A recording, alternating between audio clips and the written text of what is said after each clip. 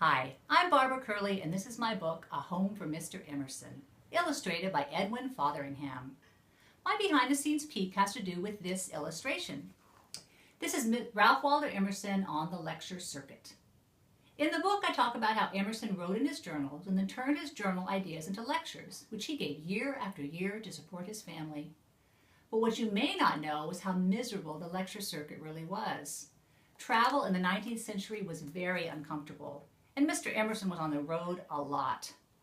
He wrote to his wife from Pittsburgh, "Dear Lydian, I arrived here last night after a very tedious and disagreeable journey, with little food and less sleep, 2 nights being spent in the rail cars, and the third on the floor of a canal boat. The night, which was bad enough, would have been far worse, but we were so thoroughly tired we could have slept standing." To make matters worse, the main lectures occurred during the winter. Emerson traveled in the cold, arrived in cold hotels, and then made his way to cold lecture halls.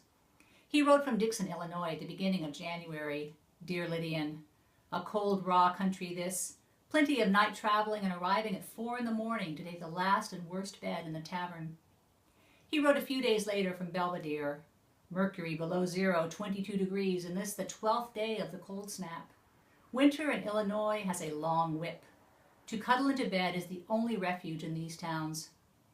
In the dead of winter, he missed his train. His bag was lost. He caught a bad cold because his nightshirt came back wet from the laundry. Audiences flocked to hear him speak. One reviewer wrote, "If you wish to hear good thoughts well expressed, go and hear Mr. Emerson." But privately to Lydian, Emerson wrote, "I too am grieved about my wanderings and could heartily renounce them once for all. There is no worse traveler, none so melancholy, as your affectionate Waldo."